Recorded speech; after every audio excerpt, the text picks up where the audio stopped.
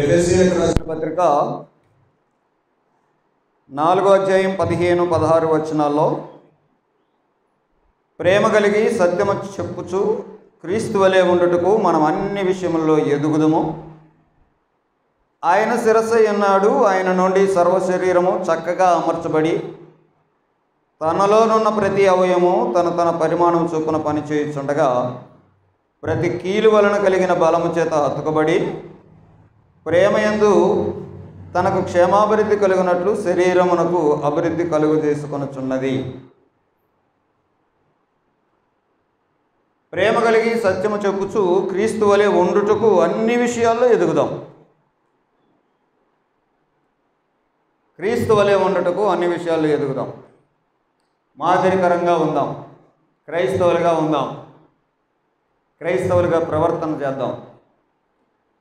మీరు ఈ లోకము నుండి మూర్ఖులకు ఈ తరం వారికి వేరై రక్షణ పొందండి అని పేతురు చెప్పాడు. కాబట్టి మనం క్రైస్తవులుగా ఒక ప్రత్యేకతను సంతరించుకున్న వారంగా ఉండాలి.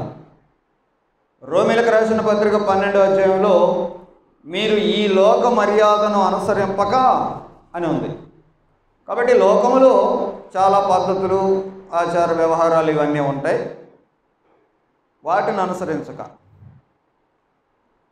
దేవుని చిత్తం ఏదో తెలుసుకోండి, అలాగ ప్రవర్తించండి అనే మాటలు చెప్తాను.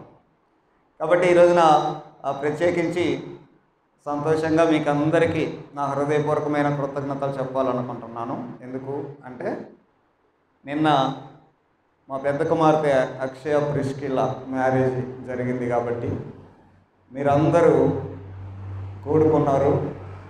మేము చాలా సంతోషించాము. దేవుడు ఏర్పాటు చేసినటువంటి పెళ్ళి అది, ఒక క్రైస్తవ పెళ్ళి. తర్వాత దీని గురించి కొంచెం నేను చెప్పాలి.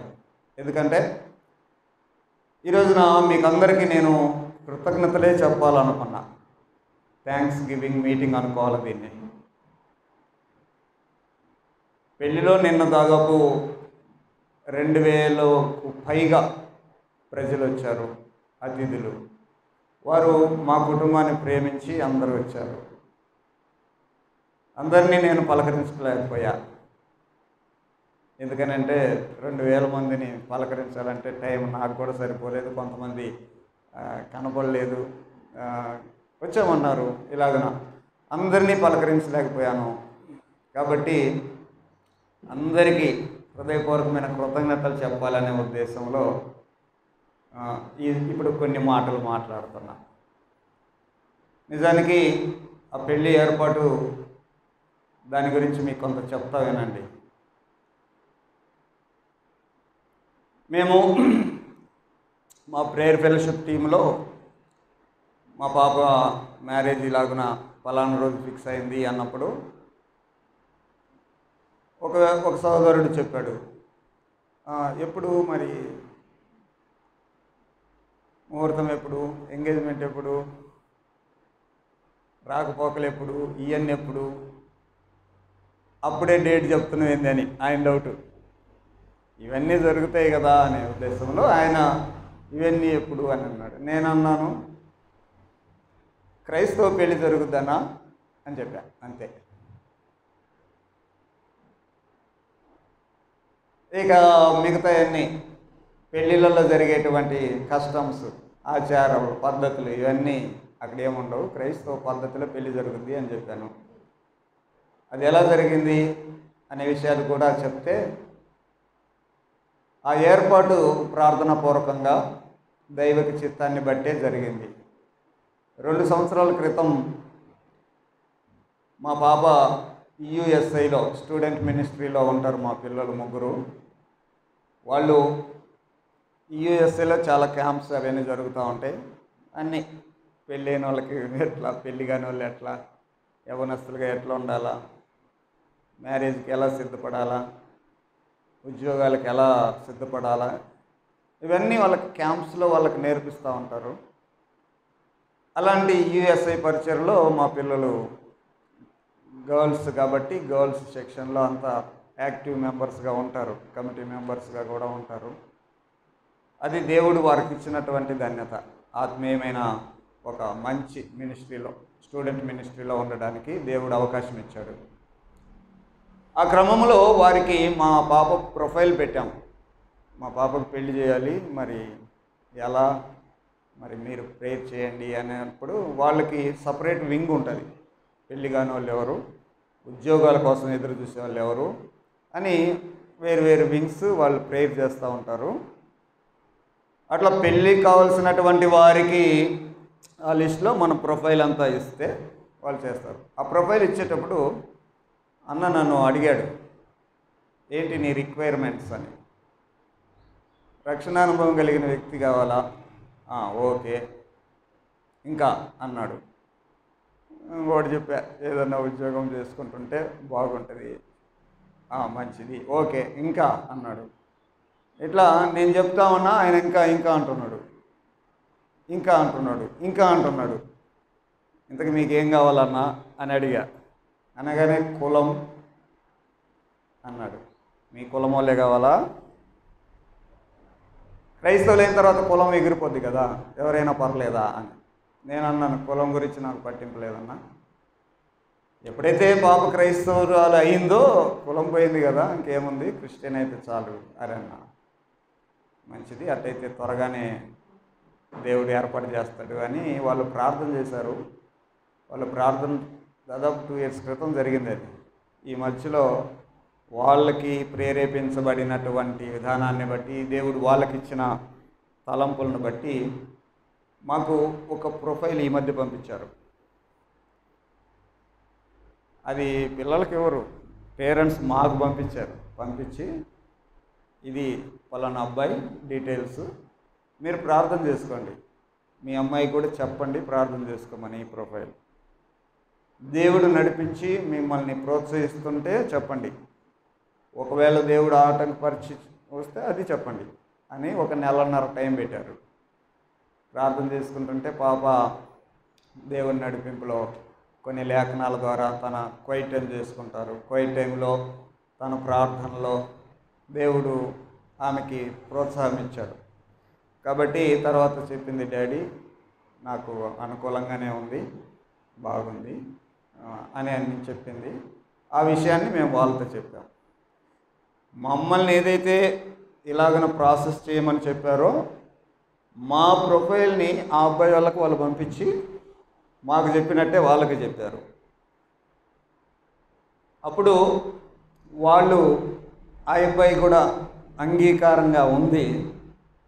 అప్పుడు ఇద్దరిని, వాళ్ళ కుటుంబాన్ని మా కుటుంబాన్ని ఒక చోట కూర్చోబెట్టి పిల్లలు ఇద్దరిని షేర్ చేసుకోమన్నారు. నీకు ఎలా, ఏ వాక్యాన్ని బట్టి, ఏ విధంగా నీకు ప్రేరేపణ వచ్చింది, ఎందుకు ఈ డెసిషన్కి వచ్చావు అని అంటే ఆ అబ్బాయి చెప్పాడు అందరి ముందు. తర్వాత మన అమ్మాయి చెప్పింది అందరి ముందు. విచిత్రం ఏంటంటే వాళ్ళని నడిపించిన వాక్యాల్లో 1-2 వచనాలు, సేమ్ వచనాలు వచ్చినాయి. అప్పుడే అందరం ఆశ్చర్యపోయాం. సేమ్ వచనాలు చెప్పారు వాళ్ళు.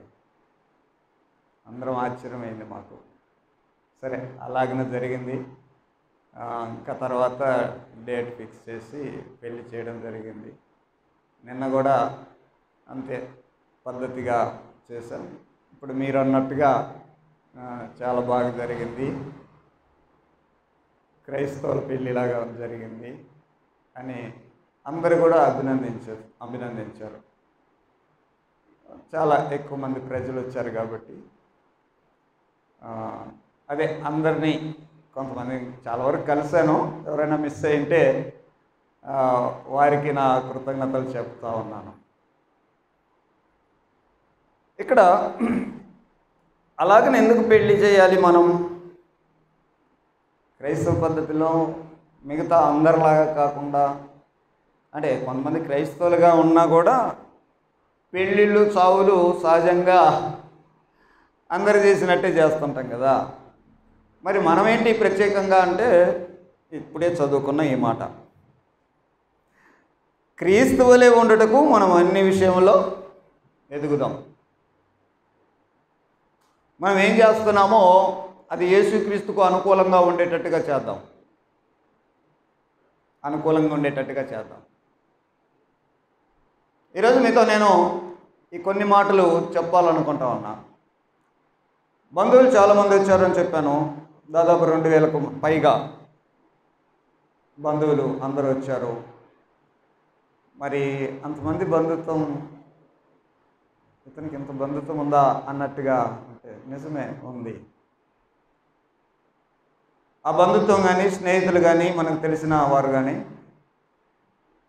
మనం ఆహ్వానించినప్పుడు మన ఇంటికి వచ్చి మన ఇంట్లో కలిగే సంతోషంలో వాళ్ళు కూడా పాలు పంచుకుంటున్నారంటే అది చాలా గొప్ప సంగతే.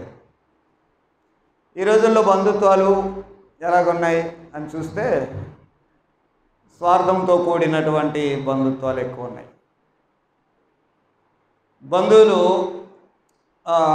ఏదో అంటారు కదా, బంధువులు రాబంధువులు అని, ఇలాంటి మాటలు కాదు. కానీ బైబిల్ పరంగా మనము బంధుత్వాలను ఎలా కాపాడుకోవాలి అని కొన్ని విషయాలు ఈరోజు నేర్చుకుందాం. ప్రభు అయిన యేసుక్రీస్తు వారు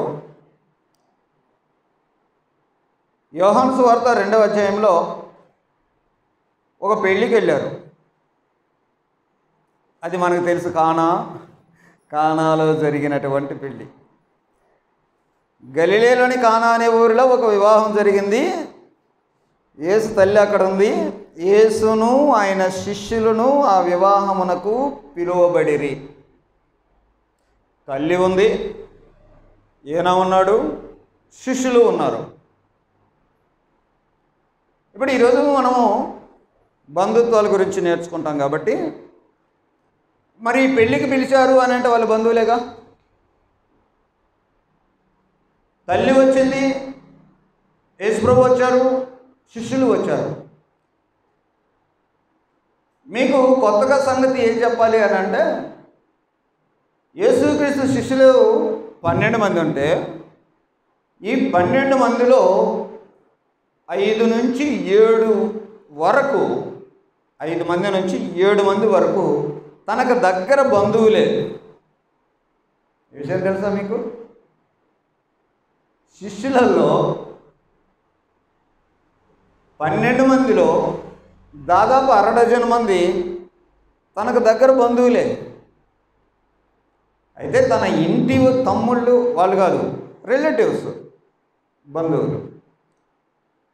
ఇప్పుడు బంధువులు చాలా వరకు ఎలాగున్నారు అని అంటే ఇప్పుడే మనం మాట్లాడుకున్నాం. వాళ్ళు మా ఇంటికి వస్తారు కాబట్టి మేము వస్తాం, ఇలాంటి విషయాలు చూస్తూ ఉంటాం కదా.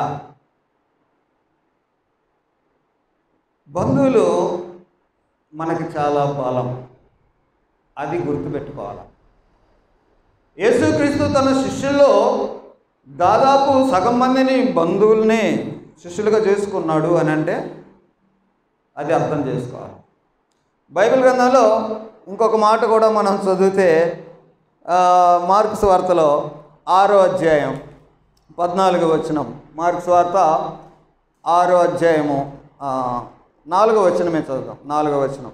అందుకు యేసు ప్రవక్త తన దేశములోను తన బంధువులలోను తన ఇంటి వారిలో తప్ప మరి ఎక్కడనూ ఘనహీనుడు కాడు. అంతా ఘనత పొందుతాడు. ఎక్కడ ఘనతహీనత అవుతుంది అని అంటే బంధువుల దగ్గర. బంధువుల దగ్గర మనకంత ఘనత ఉండదు, మనకంత పేరు ఉండదు. మా వాడేలే, మా పరిస్థితులే, మా అల్లుడేలే, మా బావమరిదిలే, మా తమ్ముడేలే అన్నటువంటి విధంగా ఘనత రాదు. బంధువుల్లో మనకు విలువ ఉంటుందా? సహజంగా ఉండదు, సహజంగా ఉండదు.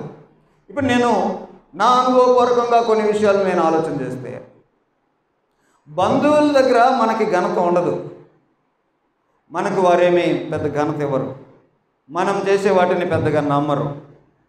ఇప్పుడు మన పరిచర్యలో కూడా మన బంధువులు, మా బంధువులు ఏమన్నారు, జరిగే పరిచర్యలో వారు పెద్ద ఇంట్రెస్ట్ చూపరు, దగ్గరికి రారు. కొంతకాలం చర్చికి అలాగ వస్తారు, అలా వెళ్తారు. కొంతమంది మానేశారు. ఏమిటి అని అంటే ఇక్కడ ఏం జరుగుతుంది, ఇక్కడ పరిచర్య ఏంటి, ఇక్కడ వాక్య విధానం ఏంది, ఇక్కడ ఏం జరుగుతుంది అనేటువంటి విషయాలు పెద్దగా మావాడేలే అన్నటువంటి విధంగా పెద్ద ఘనత ఏం లేదు పరిచర్యకు కానీ సేవకునికి కానీ. అయితే ఒకటి చెప్తానండి, అలాగన ఎవరైతే మన బంధువులు మనకు పెద్ద వాల్యూ ఇవ్వకుండా ఉంటారో, వన్స్ మనం చేసేది కరెక్ట్ అనేటువంటి విషయం వాళ్ళకి నమ్మకం కలిగితే ఇక ఎన్ని అడ్డంకులు వచ్చినా అడ్డం నిలబడతారు మన కొరకు. ఏమంటారు మీరు? అయితే ఎప్పుడు జరుగుతుంది? ఉదాహరణకి యేసుప్రభు ఇంటివారే, యేసుప్రభు ఇంటివారు. యేసుప్రభు తర్వాత మరియా యోసేపులకు సంతానం కలిగారు కదా, మీకు తెలుసుగా. దాదాపు నలుగురు మగపిల్లలు, 2 ఆడపిల్లలు. యేసుప్రభు తర్వాత మరియా యోసేపుల సంతానం. వాళ్ళంతే, ఇంటివారు, బంధువులు పెద్ద గుర్తించరు. కాబట్టి యేసుప్రభు పరిచర్య చేస్తామంటే పిచ్చాడా నీ పనులు ఆడు చేసుకోపో అని ఏదేదో అన్నారు. కానీ ఎప్పుడైతే నమ్మకం కలుగుద్దో, సొంత తమ్ముళ్ళే యేసుప్రభు పునరుద్ధానం అయిన తర్వాత అయ్యా మా అన్న ఇంతటి వాడా అని ఎప్పుడైతే అర్థమైందో, ఇంతే తన తమ్ముళ్ళే 2 బైబిల్ కూడా రాశారు. ఎవరు వాళ్ళు? 66 పుస్తకాల్లో 2 పుస్తకాలు యేసుప్రభు తమ్ముళ్ళే రాశారు. యాకోబు పత్రిక, యోధా పత్రిక. ఒకప్పుడు నమ్మారా వాళ్ళు? మనకి ఘనత ఉండదు. కానీ ఎప్పుడైతే రియాలిటీ అర్థం చేసుకుంటారో మన సొంత వాళ్ళు, ఇక నిన్ను విడిచిపెట్టరు. యాకోబు యోహానులు, ఈ యాకోబు అయితే యెరూషలేము సంఘానికి పెద్ద అయిపోయాడు. ఎంత కేర్ తీసుకున్నారు. నేను మీతో మాట్లాడుకున్న మాటలు ఏంటంటే, మన బంధువులు మనల్ని గుర్తించరు, కానీ ఎప్పుడైతే నీ మీద తనకి నమ్మకం కలుగుద్దో ఇక నిన్ను ఎప్పటికీ వదిలిపెట్టరు, నీకు అండగా నిలబడతారు. ఇక్కడున్న మా కజిన్ బ్రదర్స్ కూడా నేను అదే కోరుకునేది. ఏ రోజయ్యా వాళ్ళకి పరిచర్య మీద, ఈ సేవకుని మీద, ఈ స్థానిక సంఘం మీద ఎప్పుడయ్యా వాళ్ళకి నమ్మకం కలిగేది? కలిగించయ్యా. వన్స్ గనక వారు గనక నిలబడితే అంతే, ఇక అంత స్ట్రాంగ్ నిలబడిపోతారు. బంధుత్వంలో ఉన్నటువంటి ఒక అద్భుతమైన ఆ విషయం అది. ప్రేమైన దేవుని పిల్లరా, ఇప్పుడు మనము ఈ బంధువుల్ని ఇలాగనే కలుపుకునేటువంటి వారిలో లూకాసు వార్తలో చదువుతాం. లూకాసు వార్త 1వ అధ్యాయము 58వ వచనం ఒకసారి చూద్దాం.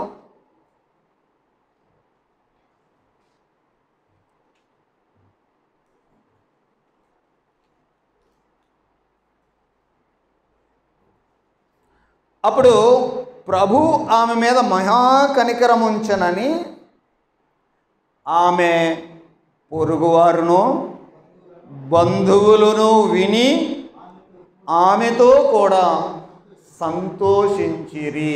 ఎప్పుడైతే నీ విషయాన్ని బంధువులు గ్రహించాలా.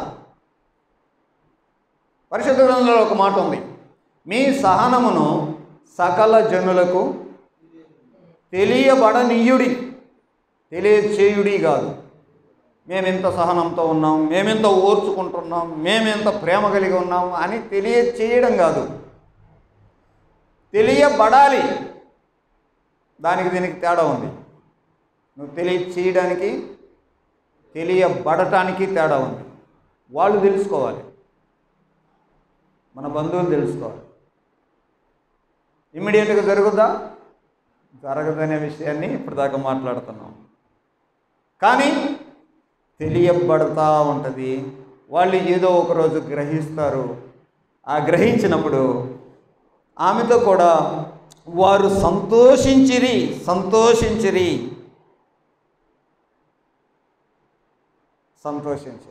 ఎంత సంతోషాన్ని ఇస్తారు.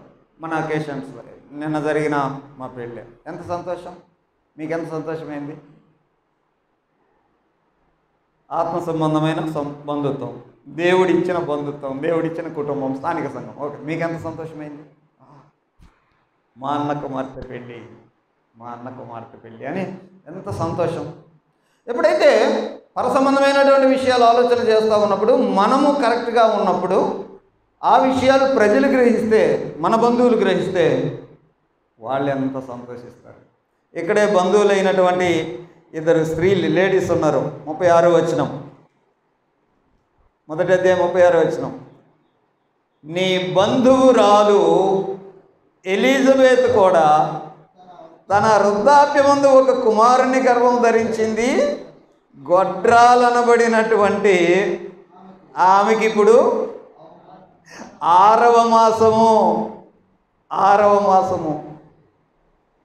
దేవుడు చెప్పిన ఏ మాట అయినా నిరర్థం కాలేదు అని ఆమెతో చెప్పినప్పుడు, నేను ప్రభు దాసురాలను, నీ మాట చొప్పున నాకు కలిగినగా కానింది. 39. ఆ దినములందు మరియ లేచి యోధా ప్రదేశంలో కొండసీమలో ఉన్న ఒక ఊరికి త్వరగా వెళ్ళి ఇంకా జకర్యా ఇంటిలో ప్రవేశించి ఎలిజబెత్కు వందనము చేసెను. ఆ ఎలిజబెత్ మరియ యొక్క వందన వచనము వినగానే ఆమె గర్భంలో శిశువు గంతులు వేశారు. ఇప్పుడు వీళ్ళు నవ్వుకుంటూ ఉన్నారా, లేకపోతే బిక్కమొక్కాలు వేసుకొని అట్లున్నారా? ఎంత జాయ్. కాబట్టి బంధువులు మన సంతోషంలో షేర్ చేసుకుంటారు. బంధువులు మన సంతోషాల్లో షేర్ చేసుకుంటారు. సంతోషమేనా? మనకు బాధ కలిగితే షేర్ చేసుకోరా? కాబట్టి బంధుత్వానికి బలం ఉంది, దాన్ని కాపాడుకోవాలి. ఆదికాండంలో బంధువులైనటువంటి వాళ్ళు ఒక విషయం ఉంది. 13వ అధ్యాయం 8వ వచనంలో బంధువుల ప్రస్తావన బైబిల్లో మొదటిసారి ఇక్కడ జరగడం. మనము బంధువులం గనక నాకు మీరు, నాకు నీకు, నా పశువుల కాపర్లకు నీ పశువుల కాపర్లకు కలహం ఉండకూడదు. ఇది గుర్తుపెట్టుకోండి. బంధువుల మధ్యలో కలహం ఉండకూడదు. ఇప్పటిదాకా మాట్లాడుతూ ఉన్నాం, వాళ్ళు మనకున్నటువంటి విషయాల్ని, ఆధిక్యతల్ని వారు గుర్తించరు. మన నమ్మకత్వాన్ని కూడా త్వరగా నమ్మరు. వన్స్ నమ్మారంటే ప్రాణం పెట్టేంత ప్రేమ చూపిస్తారు బంధువులు. మన సంతోషాల్లో పాలు పంచుకుంటారు. ఇక్కడ మనం చూస్తే వాళ్ళ మధ్యలో ఇవి ఉండకూడదు. ఏముండకూడదు? కలహం ఉండకూడదు. ఉన్నారా? మీకు బంధువులు ఉన్నారా? ఎవరితోనైనా ఉందా కలహం? నీ దగ్గర వాళ్ళతో ఉంది కదా. బైబిల్ ఏం చెప్తుందంటే, అబ్రహాం ఏం చెప్తున్నాడంటే, అయ్యా మనం బంధువులం కాబట్టి ఏముండకూడదు, అది తగ్గించుకోండి, ముందు కలహం ఉండకూడదు. తర్వాత మన బంధువుల్లో ధనవంతులు ఉంటారు, పేదవారు ఉంటారు. పార్షియాలిటీ చూపకండి. మన బంధువుల్లో పార్షియాలిటీ చూప, అంటే డబ్బులు ఉన్న వాళ్ళని డబ్బు లేని వాళ్ళని ఒక విధంగా, డబ్బు ఉన్న వాళ్ళని ఒక విధంగా, అలాగనే మనం ఉండకూడదు. అలాగ ఉన్నప్పుడు ఏమవుతుంది? మన బంధుత్వాలు ఏడ నిలుపుకుంటాం? ఇంకా అది చెప్పేది. బంధుత్వాల్ని కాపాడుకోవాలి.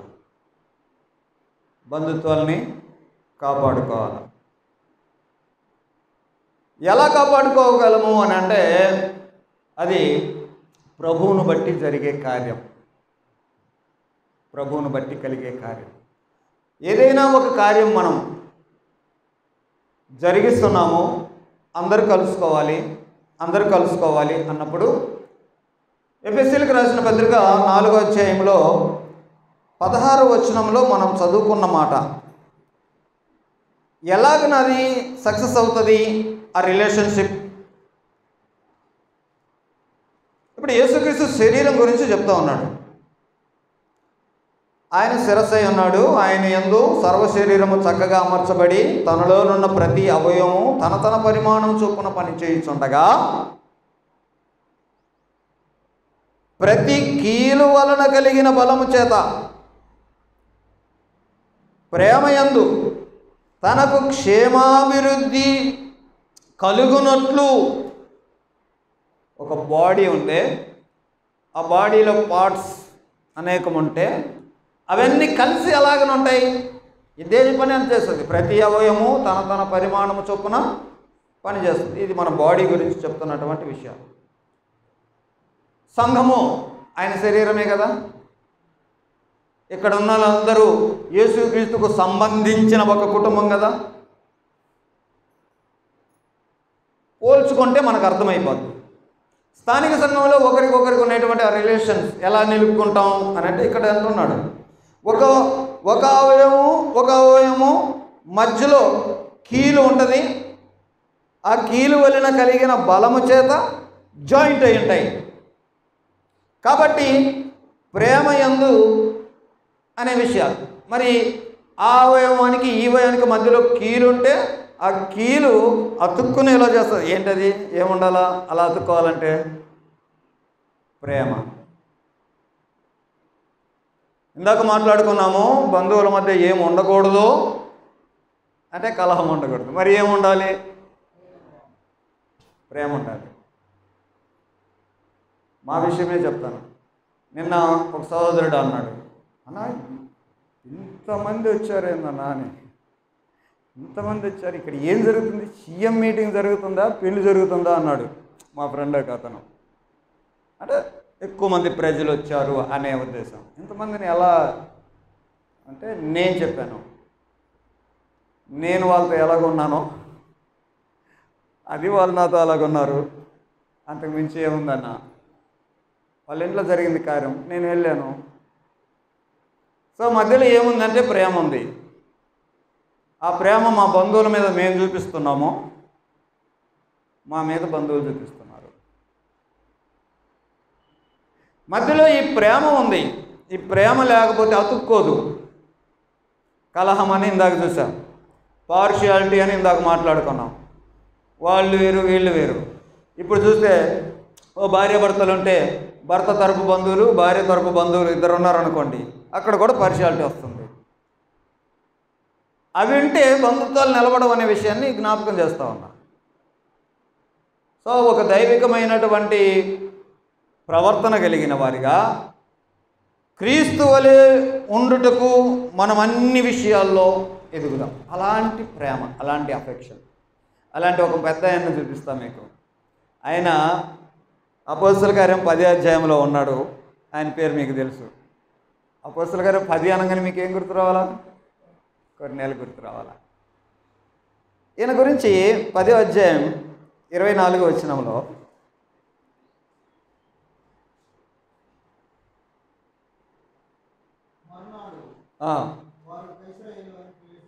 వారు కైసరయలోనికి ప్రవేశించారు. కొర్నేలి తన బంధువులను ముఖ్య స్నేహితులను పిలిపించి వారి కొరకు కనిపెట్టుకొని ఉన్నారు. కొర్నేలికి దేవుడు ఒక భాగ్యం ఇచ్చాడు. దూత వచ్చి, కొర్నేలి నీ ప్రార్థన వినిపించబడింది, నువ్వు మంచోడివే, నీతి కార్యాలు చేస్తున్నావు, బాగానే ఉంది. చాలామంది మంచి పనులు చేస్తే స్వర్గం అనుకుంటుంటారు. కానీ బైబిల్ ఏం చెప్తా ఉంది అని అంటే, మన నీతి క్రియలు మురికి గుడ్డల్లాగా ఉన్నాయి. కాబట్టి మన నీతి క్రియలు మనల్ని రక్షించవు. నువ్వు చేసే దాన ధర్మాలు, నువ్వు చేసేటువంటి మంచి పనులు, నువ్వు చేసే సహాయాలు, నువ్వు ఆర్థిక సహాయాలు, ఏదైనా సహాయాలు, ఇలాంటివన్నీ మనల్ని పరలోకం చేర్చవు అనే సంగతి గుర్తుపెట్టుకుందాం.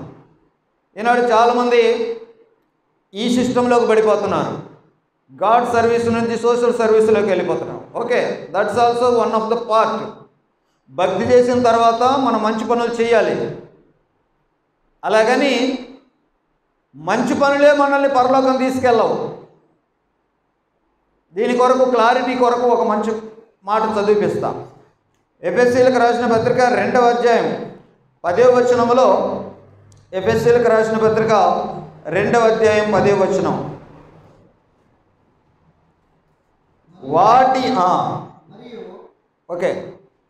వాటి యందు మనము నడుచుకొనవలనని దేవుడు ముందుగా సిద్ధపరచిన సత్క్రియలు చేయుటకై మనము క్రీస్తు యేసునందు సృష్టించబడిన వారమై ఆయన చేసిన పని అయి ఉన్నాము.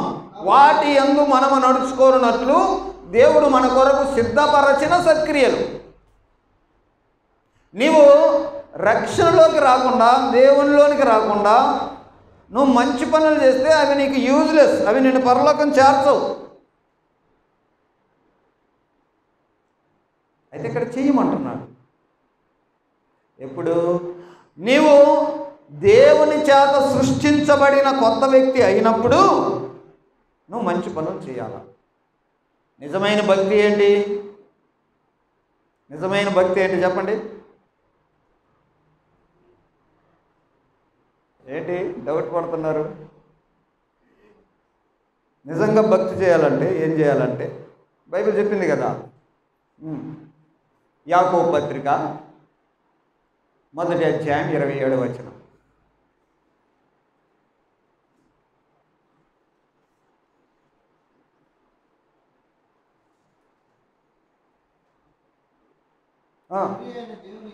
తండ్రి అయిన దేవుని ఎదుట పవిత్రమును నిష్కళంకమునైన భక్తి ఏదనగా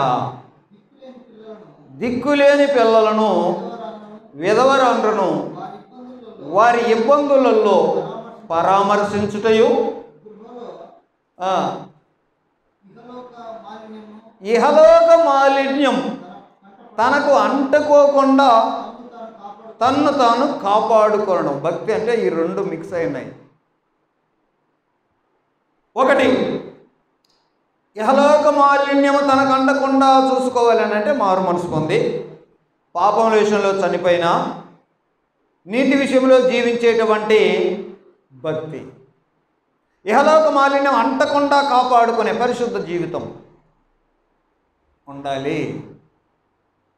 కొంతమంది భక్తులు ఉంటారు, పరిశుద్ధులుగా జీవిస్తారు కానీ పిల్లికి కూడా బిచ్చం పెట్టరు. అలాంటి వాళ్ళు కొంతమంది ఉంటారు. కానీ భక్తి ఏదనగా అని 2 విషయాలు చెప్పాడు ఇక్కడ. ఇహలోక మాలిన్యం అంటకుండా చూసుకో,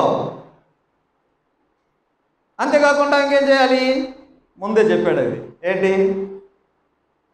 అనాథలను, విధవరాండ్రను వారి ఇబ్బందులలో పరామర్శించండి.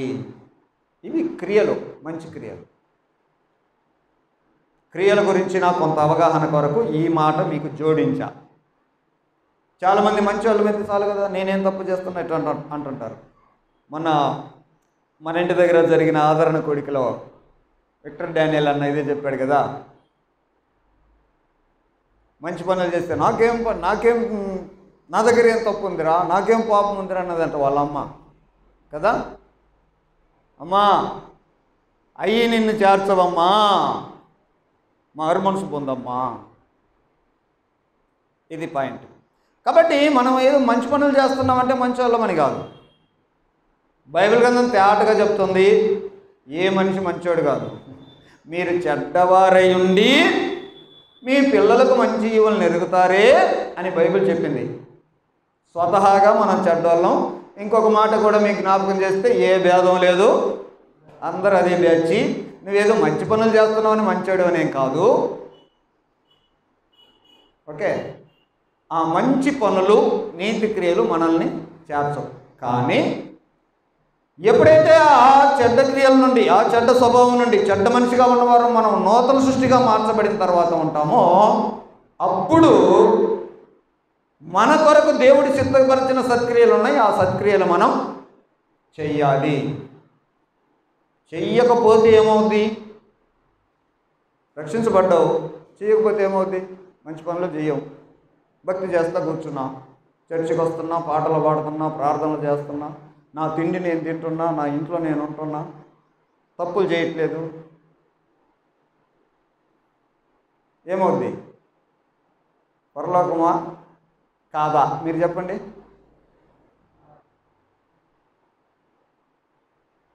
యేసు ప్రభువు మేకలు గొర్రెల విషయంలో చెప్పాడు.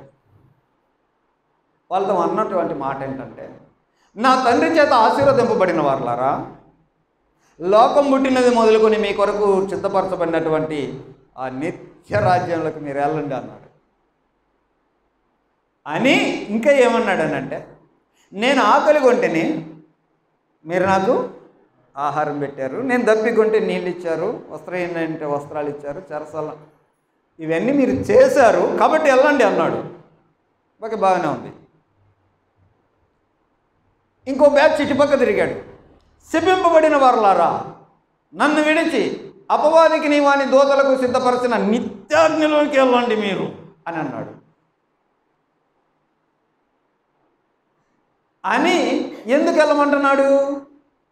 నేను ఆకలి కొంటిని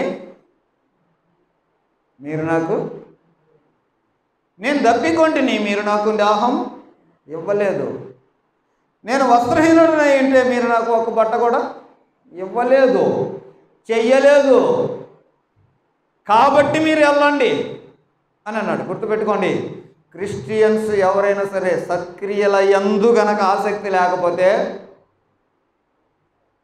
శపించబడిన వారులారా వాడితో పాటు వెళ్ళండి అని అన్నాడు. చాలామంది సత్క్రియల విషయంలో చాలా నిర్లక్ష్యంగా ఉంటున్నారు క్రిస్టియన్స్. సత్క్రియలు ఎవరికి చేయాలా? చెయ్యి, బంధువులకి సత్క్రియలు చేయి. వాళ్ళని అన్నాడు కదా, నేను ఆకలి కొన్నాను మీరు నాకు అన్నం పెట్టారు, నేను దప్పికొన్నాను మీరు నాకు దాహం ఇచ్చారు. వాళ్ళకి ఆశ్చర్యమైంది, ఇది ఎప్పుడయ్యా, మేమెప్పుడు నీకు పెట్టాము, మేమెప్పుడు నీకు నీళ్ళు ఇచ్చాము యేసయ్యా, మేమెప్పుడు నీకు వస్త్రాలు ఇచ్చామయ్యా అని అంటే యేసు ప్రభువు అన్నాడు, అల్పులలో ఒకడికి మీరు చేశారు కాబట్టి అది నాకు చేసినట్టే. ఇంకొక విషయం గుర్తు చేస్తాం మీకు. ఒక చిన్న పిల్లోడికి గిన్నెడు నీళ్ళు ఇచ్చినా కూడా దాని ఫలం పొందుకోవు. సో మనం చేయాల్సిన పనులు, మన బంధువుల దగ్గర చేయాల్సిన పనులు, చాలా మంచి పనులు ఎన్నో ఉన్నాయి. దేవుడు వాటిని మన కొరకు సిద్ధపరిచాడు. చేయకుండా ఉంటే నష్టం. సో ఇక్కడ కొర్నేలి తన బంధువుల్ని ఎంత బాగా చూసుకునేవాడు. బంధువులంటే తనకు ఎంత ప్రేమో. దూత వచ్చి చెప్పింది, అయ్యా నువ్వు మంచి పనులు చేస్తున్నావు, నీ కార్యాలన్నీ అక్కడికి చేరినాయి, మంచిది, బాగుంది, కానీ నీకు రక్షణ లేదయ్యా, కాబట్టి నువ్వు రక్షణలోకి రాగలిగే విధంగా సువార్త చెప్పడానికి పలానా చోట పేతురు ఉన్నాడు, పిలిపించుకో అని అంటే, అంత భాగ్యమా నాకు, రక్షించబడే భాగ్యమా అని వారి కొరకు ఎదురు చూస్తూ ఈ మధ్యలో ఏం చేశాడంటే మొత్తాన్ని బంధువుల్ని పోగేసుకున్నాడు. ఎంత ప్రేమ బంధువులంటే, అది కావాలా, అది కావాలా. పరిశుద్ధ గ్రంథంలో ఇలాంటి రిలేషన్స్, మన బంధువుల మీద మనకు ఉండాల్సినటువంటి ఆసక్తి మనకి తేటగా చూపిస్తూ ఉంది. పౌలు ఉన్నాడు కదా, పౌలు జీవితంలో మీకు చాలా తెలుసు. రోమీలకు రాసిన పత్రిక తీద్దాం. ఈ పత్రిక రాసిన తర్వాత ఆయన చాలామందిని పలకరిస్తున్నాడు. నేను మీతో అన్నట్టుగా మా పెళ్ళికి చాలామంది వచ్చారు, అందరిని నేను పలకరియలేకపోయాను, అలాంటి ఎవరినైతే పలకరించలేకపోయానో వారు మన్నించండి అని నేను చెప్పినట్టుగా బంధువులు చాలామంది ఉంటారు. అందరినీ పలకరించే క్రమంలో పత్రిక చివరి అధ్యాయం 16వ అధ్యాయంలో ఆయన చాలామందిని సంబోధిస్తాడు. 7వ వచనం చదవండి. 16వ అధ్యాయం 7వ వచనం. నాకు బంధువులను నా తోడి ఖైదీలైన అంద్రోనీకును యూనియాకును వాళ్ళు నా రిలేటివ్స్ అయ్యా. వాళ్ళకి వందనాలు చెప్పు, వాళ్ళకి వందనాలు చెప్పు. బంధువుల్ని కాపాడుకో. ఇంకా 11వ వచనంలో 11వ వచనం, నా బంధువుడకు హెరోదియోనుకు వందనాలు చెప్పండి. 21వ వచనం, నా జత పనివాడకు తిమోతి, నా బంధువులకు లూకియా, యాసోను, సోసిపత్రు అనేవారు మీకు వందనాలు చెప్తా ఉన్నారు. రిలేషన్స్ ఎంత కాపాడుకున్నారు చూడండి బంధువుల్ని. క్రిస్టియన్స్గా మన రిలేషన్స్ని, మన బంధుత్వాలని మనం కాపాడుకోవాల్సిన అవసరం ఉంది. మనం కాపాడుకోవాల్సిన అవసరం ఉంది. బంధువుల మీద ఎంత ఆసక్తి. ఇదే పత్రికలో 11వ అధ్యాయం 13వ వచనం,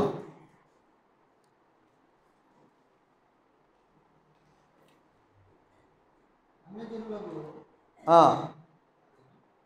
13వ వచనమే, అన్యజనులకు మీతో నేను మాట్లాడుతున్నాను, నేను అన్యులకును అపోస్తుడై ఉన్నాను గనుక ఏ విధమునైనా నా రక్త సంబంధులకు రోషము పుట్టించి వారిలో కొందరినైనను రక్షింపవలనని నా పరిచర్యను ఘనపరచుతున్నాను.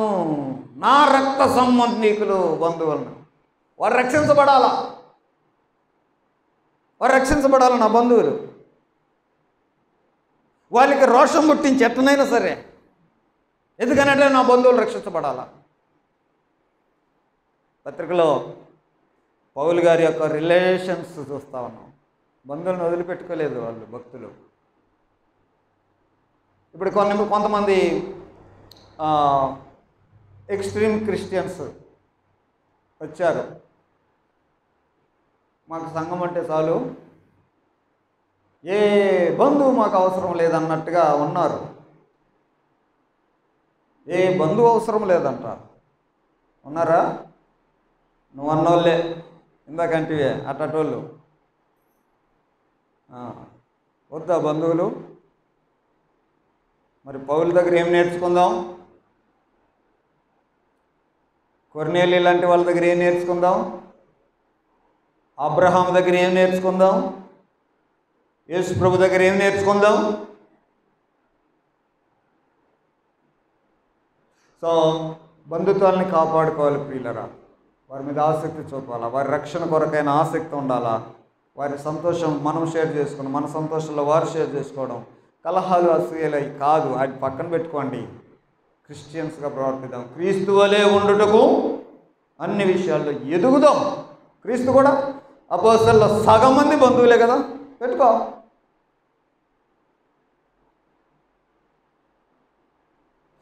ఇప్పుడు మరి ఇలాంటి బంధుత్వాన్ని కాపాడుకోవాలంటే మరి సులభమా కష్టమా అనేది ఆలోచన చేద్దాం.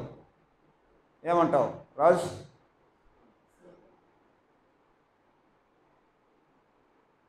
సులభమని మీరు అంటున్నారు కానీ సులభం ఏమాత్రం కాదు, అది గుర్తుపెట్టుకోవాలి.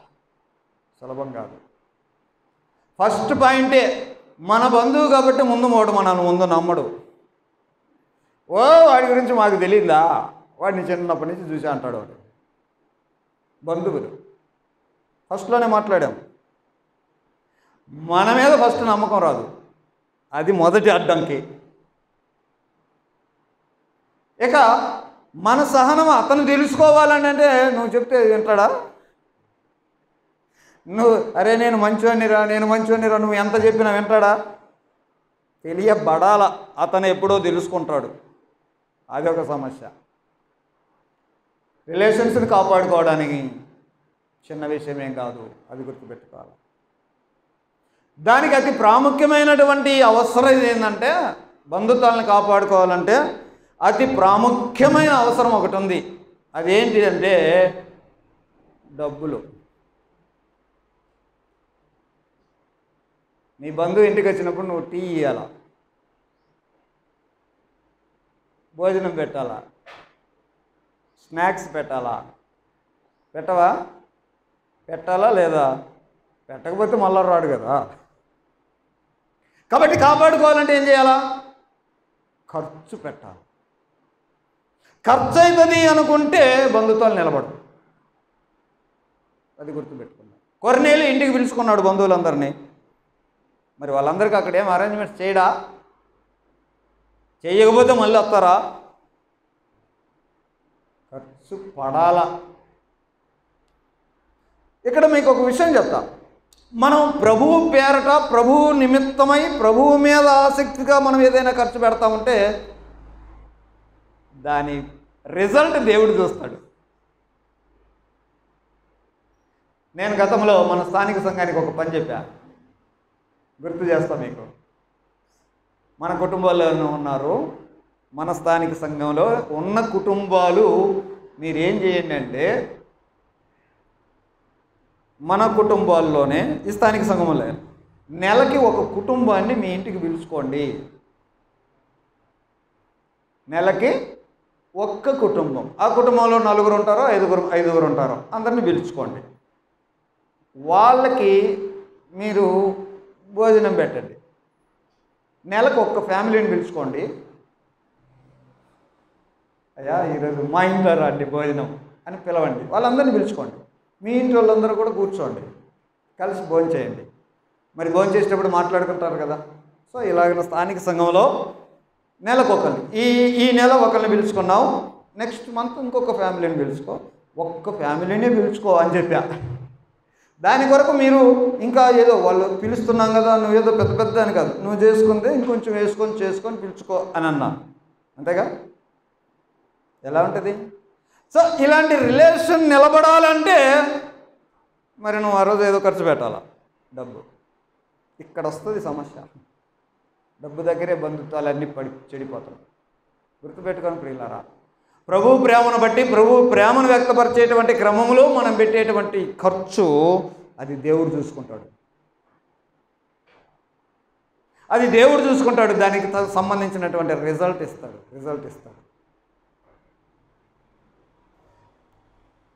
ఇలాంటి విషయాలే చెప్తూ యేసుప్రభు ఒకచోట అన్నాడు. లోకసువార్త 14వ అధ్యాయంలో 12వ వచనం.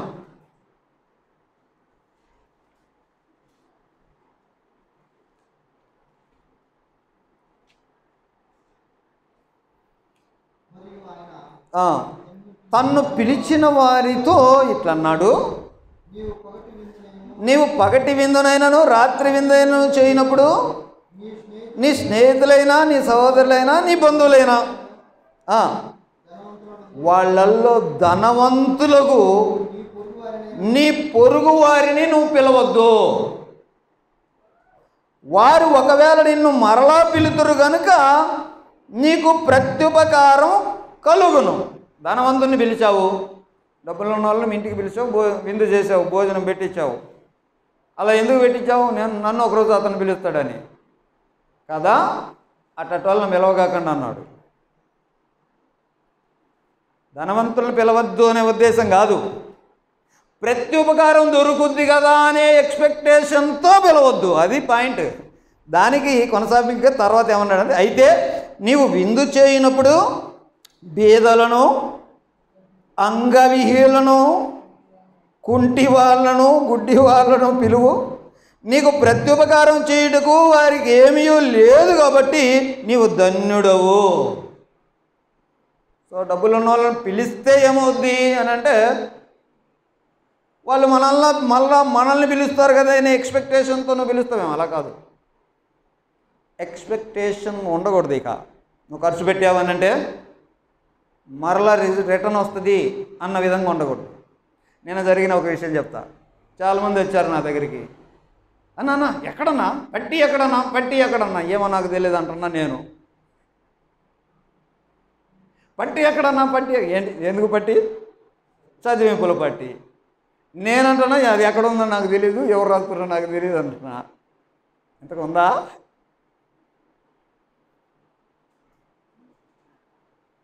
అంటే మనం ఇప్పుడు చదింపులు వేసామనుకో,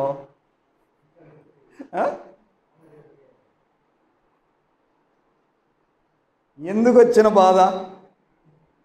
ఒక వ్యక్తి నన్ను ఇలాగే అడిగాడు, అన్నా చదింపులు పట్టి అన్నా, లేకపోతే ఎట్లన్నా?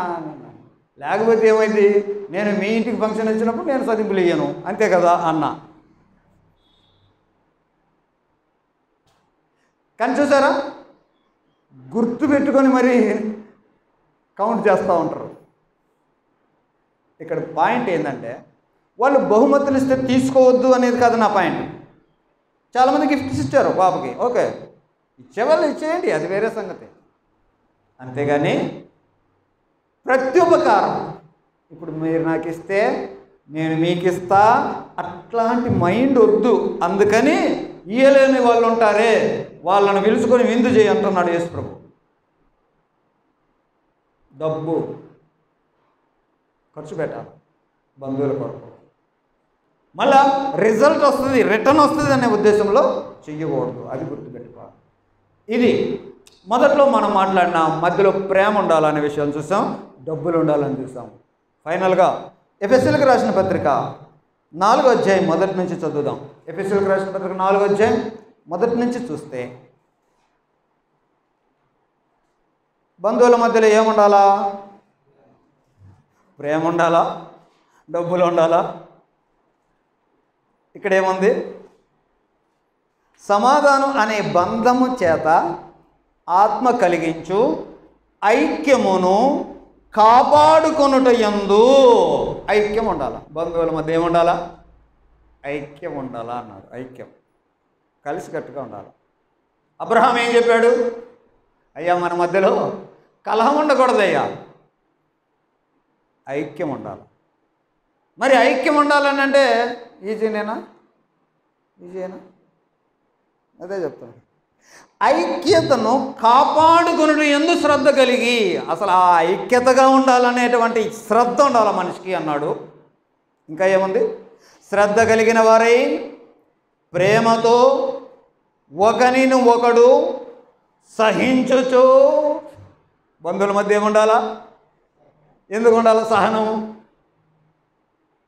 అతను ఏదేదో మాట్లాడుతున్నాడు, ఇప్పుడు ఏముండాలి నీకు? మన బంధువే,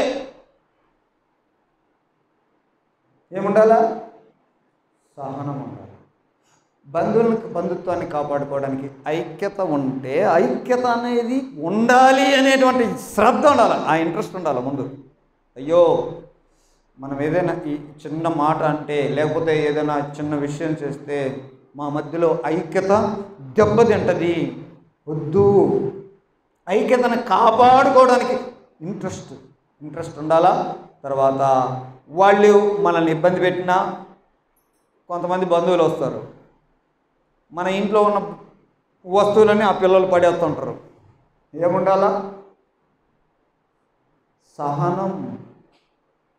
ఊరక రాదు. మీరు ఇందాక అన్నారు బంధుత్వాలను కాపాడుకోవడం సులభమా కష్టమా అంటే, మీరు సులభం అన్నారు. సులభమేం కాదు అని నేను చెప్పా, చూపిస్తాను. సహనం. వాళ్ళు వస్తే మనకెంతో ఖర్చు అవుద్ది, మనకెంతో లాస్ అవుద్ది, మన ఇంటి పరిస్థితులే కొంత డిస్టర్బ్ అవుతాయి. ఓకే, సహనం. ఇంకేముండాలా? మీరు పిలువబడిన పిలుపుకు తగినట్టుగా దీర్ఘశాంతముతో కూడిన ఏముండాలా? పేషెన్స్ ఉండాలా. బంధుత్వాల్లో ఐక్యతను కాపాడుకోవడానికి పేషెన్స్, ఓపిక. బంధువులు ఇంటికి వచ్చే ఓపిక ఈ రోజుల్లో ఆడవాళ్ళకి తగ్గిపోయింది అనుకుంటా. ఒకప్పుడు బాగా ఉండేది, నిజమే. బైబిల్లో మనం బంధుత్వాల గురించి ఉండాలి అంటున్నాడు. ఒకప్పుడు ఉన్నాయి కాదు, ఇప్పుడు ఉంచుకో. దీర్ఘశాంతము. అంతేకాకుండా ఏముంది? సంపూర్ణ వినయం. ఏముండాలి ఇంకా? వినయం. వాళ్ళు మన ఇంటికి వచ్చారు, వినయం. బంధువుల దగ్గర వినయం. అంతేగాని మన డప్పాలు చెప్పుకుంటూ, మన గొప్పలు చెప్పుకుంటూ, చాలామంది బూస్టింగ్ చేసుకుంటాం. బంధువులు రాగానే ముందు మన ఇంట్లో ఉన్న కాస్ట్లీ ఐటమ్స్ వాళ్ళకి చూపిస్తాం. ఎందుకు చూపిస్తాం అలా? మనం ఎంత హై స్టాండర్డ్లో, మనం ఎంత ధనవంతులుగా, మనం ఎంత ఉన్న స్థితిలో ఉన్నామని చూపడానికి చూపించుకునే ప్రయత్నం అది. కానీ ఏముంది అంటే మీకు వినయం ఉండాలి. సరే ఉంటే ఉంచుకొని వాళ్ళు వచ్చినప్పుడు నీ డాబు సరే అంతా చూపొద్దు అని విషయం చెప్తా ఉంది. వినయముతో, తర్వాత ఇంకోటి అక్కడ సాత్వికముతో. బంధువుల మధ్యలో ఇందాక అబ్రహాం చెప్పినట్టుగా అది ఉండకూడదు, కలహం ఉండకూడదు, సాత్వికంతో ఉండాల. సాత్వికం లేకపోతే ఏమవుతుంది? ఇంతకు సాత్వికం అంటే ఏంటో తెలుసు కదా, నాకు తెలుసు బాగా. ఏంటయ్యా? జగడం ఆడకూడదు, కొట్లాడకూడదు, గొడవలు పడకూడదు. అది సాత్వికంతో ఉండాలంటే అవి ఉండకూడదు. నోటికి నోరు, మాటకు మాట, అదే జగడం ఆడటం అంటే. యేసుప్రభు అన్నాడు, నేను సాత్వికుడను అని అన్నాడు. ఆయన గురించి చెప్తూ ఆయన సాత్వికుడు. ఆయన కేకలు వీధులలో వినబడవు. సాత్వికులు అలాగుంటారు. బంధువుల మీద ఒకడు రోడ్డు మీద అరుచుకుంటూ వెళ్తూ ఉంటాడు, తిట్టుకుంటా. సాత్వికం ఉందా? కాదు, లేదు కదా. సో బంధుత్వాల్ని కాపాడుకోవడానికి, ఐక్యతల్ని కాపాడుకోవడానికి చాలా విషయాలు నేర్చుకుంటున్నాం. ఈజీ కాదమ్మా.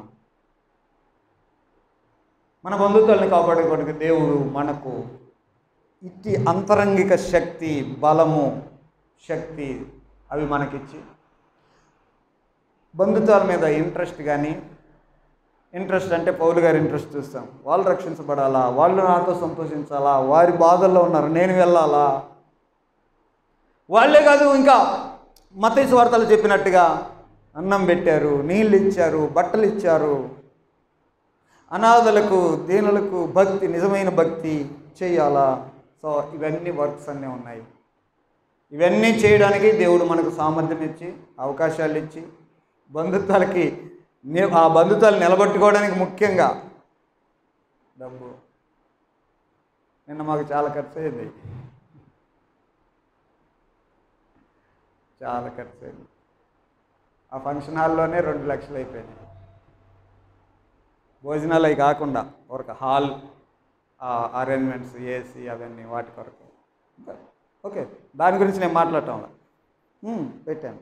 చదింపులు నేను కోరలేదు, నేను ఖర్చు పెట్టాను కాబట్టి మీరందరూ గిఫ్ట్లు ఇవ్వండి కాదు, అలా నేను ఎక్స్పెక్ట్ చేయలే. ప్రతి ఉపకారం కోరలేదు. నా దగ్గర వాళ్ళు మాకు అతిథులుగా రావాలా, మా సంతోషంలో అందరూ మా వాళ్ళు పాలు పంచుకోవాలా, ఇలాగనే జరిగింది.